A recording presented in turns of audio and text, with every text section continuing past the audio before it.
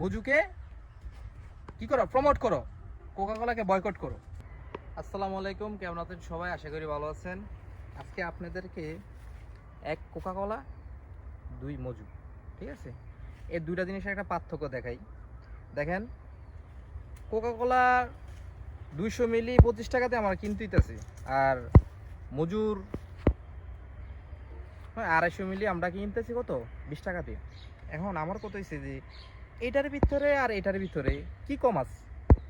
আমি দেখতেছি যে এটাও কালাপানি, এটাও কালাপানি। হ্যাঁ, এটার বোতল একটু বড়, এটার বোতল একটু ছোট।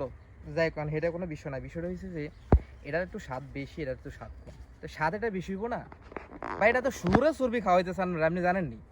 হ্যাঁ, ওই দেশের মানুষ, হ্যাঁ, কখনো আপনারে ভালো জিনিস খাওয়াইবো না। কেন খাওয়াইবো না? কারণ ওই দেশের মানুষ চায় না যে মুসলমান মানুষ একটু ভালো জিনিস খাইয়া বাঁচুক, ঠিক না?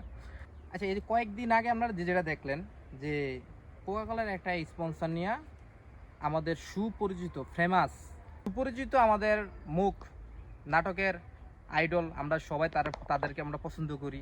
তারা এক কি করছে, কোকাকোলার এক স্পন্সর নিয়ে এসেছে। সেটা হচ্ছে কে? শিমুল ভাই, আর আপনারা জানেন ভাই, জীবন ভাই।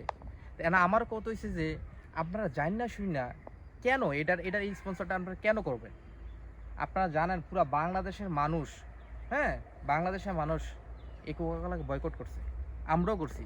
একটা সময় এই কোকাকোলাটা আমারও অনেক প্রিয় ছিল, কিন্তু খাই না কি লিগা ভাই? আমাদের স্বাদ দিয়ে তো লাভ নেই। আমার কথা হচ্ছে যে এই কোকাকোলার আপনি বললেন যে বাংলাদেশে কারখানা আছে, দুবাই কারখানা আছে, সৌদি আরব কারখানা আছে, তারপরে মালয়েশিয়া আছে, তারপরে মনে করেন যে আপনি বললেন কি ফিলিস্তিনে তো আছে, থাকতেই পারে কারখানা। তাই বলে কি আমার এটা খাইতেই 25 টাকা দিয়ে ক্রয় করলাম? এই কোকাকোলাটা আমার বাংলাদেশের কোম্পানির থেকে আমি ক্রয় করছি। বাংলাদেশের কোম্পানিকে বাংলাদেশে তারা স্পন্সর করছে। হ্যাঁ, স্পন্সর করে তারা কি কারখানা করে এই কোম্পানি, হ্যাঁ, বাংলাদেশে কি বার করছে। আচ্ছা ঠিক আছে, বাংলাদেশের কাছে মূলত এটা এটা কার কোম্পানি? কি এটা ওই দেশের কোম্পানি। তাই আমার কথা হচ্ছে যে ওই দেশের কোম্পানি এটা আমি না খেলে আমি কোনো মরতাম না। হ্যাঁ, তাহলে আমার কথা হচ্ছে ভাই, আমরা জানি না শুনে এই যে যে কোকাকোলা স্পন্সরটা করছে, মজু বাচ্চা নিছি কেন? মজু বাচ্চা নেওয়ার উদ্দেশ্য হচ্ছে যে যে এই যে পতাকাটা দেখছেন, এই দেশের মানুষকে মজু কোম্পানি প্রত্যেকটা বোতলের থেকে 1 টাকা করে ডোনেশন করে। আমি আর আপনি ভাই, আমরা কোনো সহযোগিতা করতে পারবো না, কারণ এরকম অয়ও নাই। হাজার হাজার মানুষকে তারা কি করতেছে, হ্যাঁ, মারতেছে, হাজার হাজার শিশুকে মারতেছে।